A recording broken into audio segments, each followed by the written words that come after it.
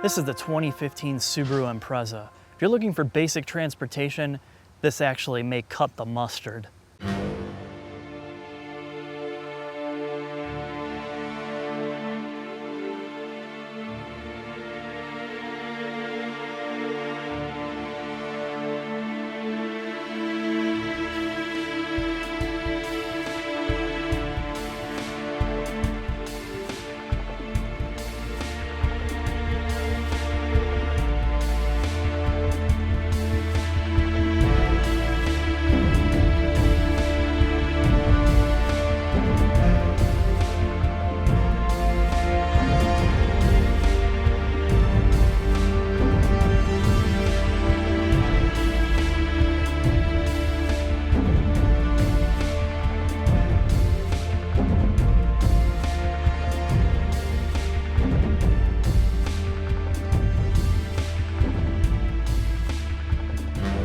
Subaru has often had this polarizing exterior. Not so much with this Impreza. Turbowski said, well, there's a car that doesn't look like everything else. And that's true, it's just distinctively Subaru. They've kind of always marched to the beat of their own drum. In this case, well, it might be a little bit bland. You know, a lot of buyers don't want to be noticed at every turn, and this is good at doing that. The side of the Impreza is definitely where it's most conservative. You can tell a lot of the character has been stripped out of here. The fender bulges have been neutered, and the lines that run along the side of the car just seem to have been erased. I mean, it's a smooth profile overall, but it just, you know, it is very conservative. Usually when you go to the back of most vehicles, that's where it gets ultra conservative or just non-existent in terms of design. The Impreza actually looks pretty bold in the back. Everything kind of comes together there. It's not this heinous, like in-your-face look, but it's not so boring you fall asleep looking at it.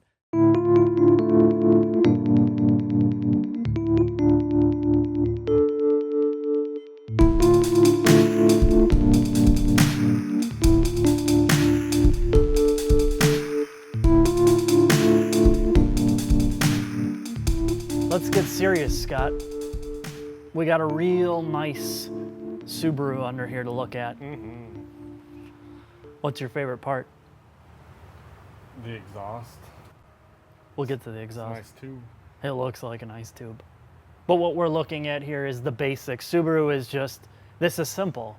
It's simple to work on, assuming it's not gonna rust out on you.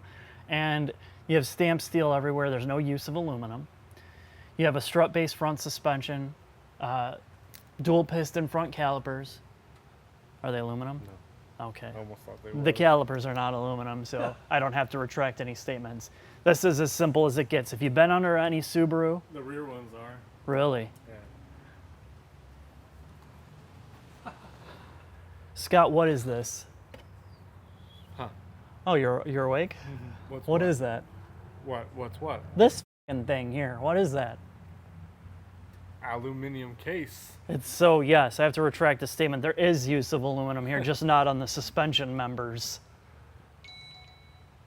You gotta get that? I gotta take You got something more important going on? I gotta take care of business. Jesus. As we come to the back, It has 4 links. it has a multi-link rear suspension, Scott. In this control arm, looks eerily familiar, doesn't it? Yes, I think we should crush them Yeah, but some Öhlins dampers and ruin the control arms and not read instructions. and then leave the sway bar loose. Yeah. Or cross start it, whatever the deal was. Yeah, these control arms are straight out of the FRS. A lot of the suspension in the back, including the carrier, looks eerily familiar to that vehicle as well. Point is, of course, most cars share components all over the place. That's just common practice because you cut costs, etc. There's a surprising amount of surface rust back here for a 2015, Scott. Oh, it's always brown in the back. We have a pretty standard rear multi-link suspension, coilover shocks in the back. We have, that's about it. I mean, this is a basic suspension. You have toe adjustment, but no camber adjustment front and rear. Shouldn't be too much of a big deal to work on this thing. How do you feel about being under the hood? It looks like the FRS, but the intake's backwards. And there's no direct injection. No, there's not. There's only port injection on this motor, and I wonder why they did that. So they don't get carbon buildup. That's actually a good Well, point. and this is, yeah. This is pretty simple. You don't have to worry about turbocharging, heat problems, direct injection, any of that complication here. Which And would... it's partial zero emissions. Oh, you don't like emissions. But partial zero makes complete sense. I don't I'm understand. surprised it's not I partial, I emissions, I zero. It needs an I in front of it, I agree. Everything needs an I in front of it. How hard is it to put a supercharger on this car, Scott? Should be easy the second time around. Let's see. I can do it in 30 seconds, bro. Supercharged. Done. Well, there you have it. Simplicity. Sometimes simplicity is good. You should get at least 5-6 years out of this before you have to do anything. Probably shouldn't say that. You might get sued.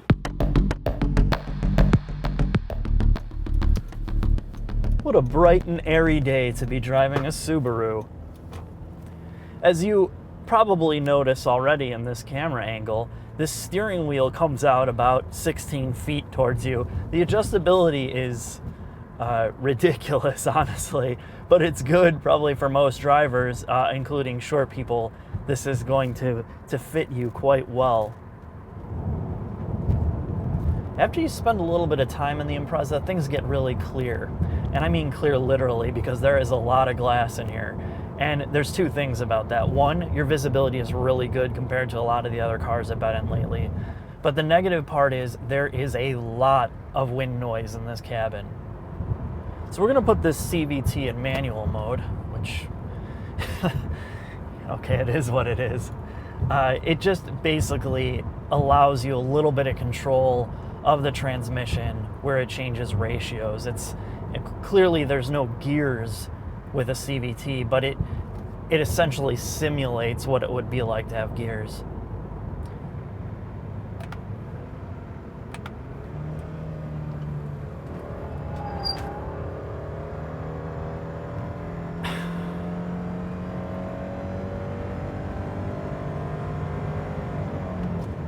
Auto shifts for you. So the CVT allows you a little bit of manual control, but once you hit that RPM range where it doesn't like it anymore, instead of holding the revs at peak RPM, which some of the older CVTs do, this actually has steps where it will essentially, I'm not sure why they do this, but it essentially fake creates a downshift or an upshift.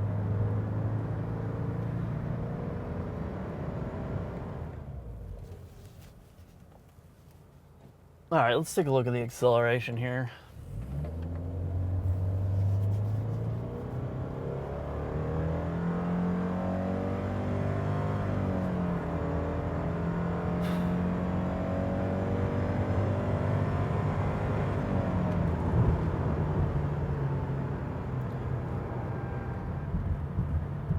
When I was younger, I used to visit my grandfather in the nursing home, and the aide would come in at some point and say, "Jack, it's activity time."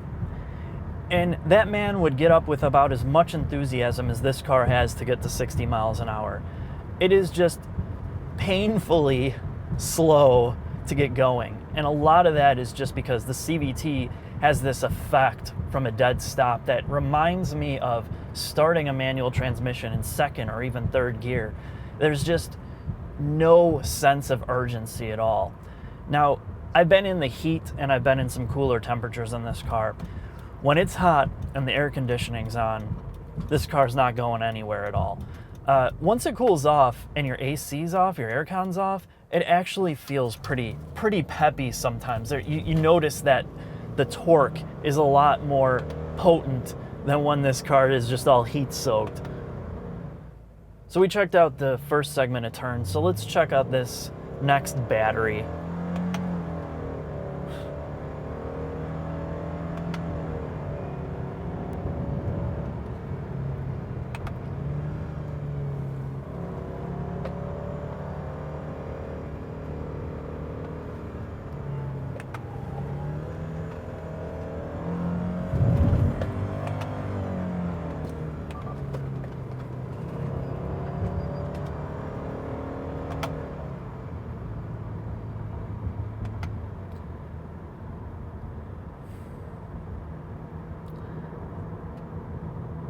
this car is very, very compliant.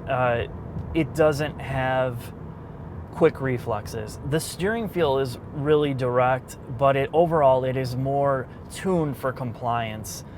There's a lot of suspension travel. And what you feel when you get through some of these turns is just this overall overwhelming roll to the suspension. It starts with some understeer, and then it feels like that understeer gets contained, but you just feel so much body roll. It doesn't have a lot of sportiness to it.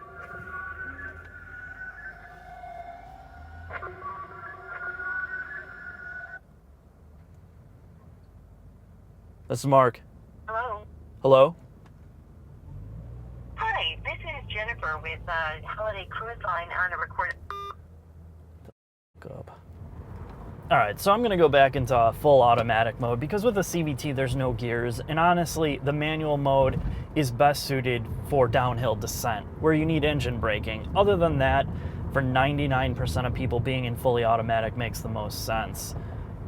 The overall ride quality is really compliant. This is a softly sprung vehicle. There's a lot of wheel travel, as I said.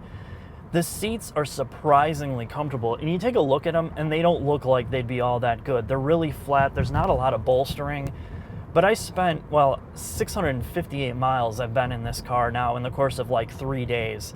I took 2 longer trips, both 4 hours a pop, and I had no discomfort in my lower back, upper back, legs, hips, well, except my knee, which is unrelated to the car at all. So if you're gonna drive this car daily, it's a really comfortable experience. But the first thing you have to do is wipe performance from your mind completely, because this is not about performance. If you want something that's a little sportier, you have to get out of this car and go to a WRX or an STI. And when you eliminate the performance factor, there's a couple other things that you want from a car. That is utility. How well does it handle year-round driving? The other huge thing that is killed Subaru for me, which is one of the reasons why I've never really owned one, is fuel efficiency. And this is the first Subaru I've been in where I was like, wow, this gets real-world 4-cylinder fuel efficiency.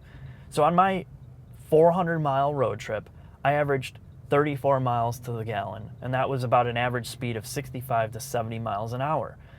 My overall driving in mixed, and when I say mixed, I mean a lot of idling for filming, beating on the car, I'm averaging 30.3 miles per gallon, and that is really good.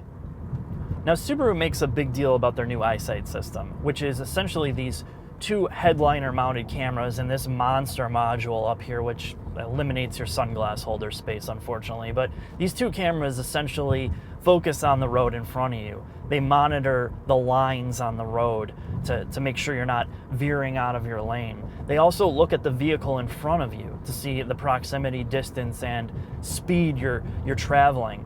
Now, the big thing is these systems are not new in cars. They've been around for a while. But in the case of Subaru, the big deal here is this is an extremely affordable car at $25,000.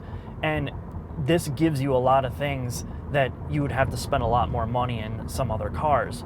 It has radar cruise control. It has collision mitigation system, so it can detect if you're going too fast in the car in front of you, and it will actually slow you down and stop you. It can cut throttle input, like if you're at a light turning right, and some guys, you thought they turned, and you start to go, it will sense that the car's still in front of you, and you start to accelerate, it will cut the throttle input on you. The big thing that I like about it that I haven't seen in some of the other cars is if you're at a light, for example, and you're falling asleep sitting on your phone or whatever you're doing, and the car moves in front of you and you're still sitting there, well, if you're not in a city and you're not getting honked at already, the car will actually alert you that the vehicle in front of you has moved. And that's one of actually filming and doing all this stuff. I've used that plenty of times where it's like, hey, idiot, wake up and drive. So that's a neat feature. The lane departure warning system, it's not an active system. So if you cross the line, it will beep at you and it'll say, hey, you crossed the line. But it will not correct you from, it won't take control of the steering wheel like some of the higher end systems, which is fine. I almost prefer that's not the case. Now, the Achilles heels of these systems are, like right now, I'm on a road that has no painted lines, go figure. So you can't really, you just do whatever and the system's not going to pick up anything. The other area of concern is, well, let's face it, we don't all drive in summer all the time. And if you drive in winter and you wake up one day and you come outside and your car is iced over, well, now you have to worry about clearing the glass up here with the ice and the salt that build up. If these cameras are blocked, this system becomes useless. So you obviously don't want to touch the lenses under here when you're cleaning the glass. And when you're on the outside, you have to make sure that the top windshield is completely clear for it not to flake out. When you get inside the Impreza, there's a lot of good here. The first thing is simplicity. This is a non-intimidating cabin. The second thing is the adjustability of not only the seats, the steering wheel, the ergonomics are sound. The controls are intuitively laid out. Just simple. The big problem here for me, and this is where this becomes such a mixed bag, is for the price point of this car, the overall fit and finish, the materials just feel so low quality in here. And this isn't just a Impreza issue. Now, some of the owners and probably Subaru fans are going to get a little bent out of shape. They're going to say, well, this is a lifestyle car. You know, what do you expect?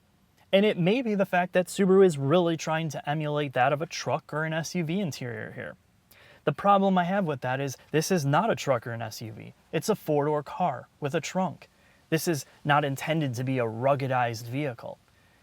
I can look past some of the hard plastics on the dash, the gauge cluster, the center stack cluster, the areas you interact with. But there's some ABCs that Subaru has completely failed on here. ABCs of ergonomics and modern cars. Now here's the areas where Subaru could easily improve on with virtually no cost. And that is understanding that if you're going to own a car for a long time and you're going to be driving it for a long time, in high traffic areas where your knees, joints, hands are resting, you want soft touch padded materials. Now you don't have to go overboard and you don't have to spend a lot of money to do it. But this Fisher-Price plastics by your knee that is like resting your knee on a solid piece of wood is so uncomfortable. Why would you do this? Now you think hearing me talk, this thing is just a total piece of junk. And that's not what I'm getting at. Because a lot of the key things you interact with every day, like the turn signal stalks, your paddle shifters, your HVAC controls, your volume knobs, they feel really high quality. So it's enough of that, because Subaru has actually made some great strides in terms of technology inside their cars. From the Eyesight system in terms of safety and their new infotainment or updated infotainment setup. This is an extremely easy and simple to use setup. The screen looks good. It's not subject to a million fingerprints. It seems to have like an oilophobic coating on it. The screen quality always looks really good in bright and in dark, despite its glossy appearance. I can even live with the capacitive touch buttons here. The mapping software is extremely fast. It's quick to respond. Almost all the functions of this system are actually one of the quicker ones I've used in this price range. One of the really nice things about this car, despite its audio system sounding a little flat, it actually has a real equalizer where you can adjust different bands other than just treble, mid, and low, which is nice to see on a car for once. Now, at first glance, I didn't think this car had that much interior storage, but it really does. It has 6 cup holders, which rivals some trucks. Now, you do sacrifice your sunglass holder here because of this Eyesight module, but you got 2 cup holders in each door, maybe even more, 2 cup holders in the center console, and a big central storage area in the front part. Your armrest is pretty small, the storage area, but it works. It's, you know, not too uncommon for a car this size. Your glove box is also a really good storage space. So that'll do it for most people. Overall, occupancy space, there's no issue with it, especially in the front. The back seats, with this seat all the way up in my driver position, you could fit figurines back there. You could do a pottery class on the back. There's plenty of things that you could do to enjoy yourself, and there's plenty of legroom, of course.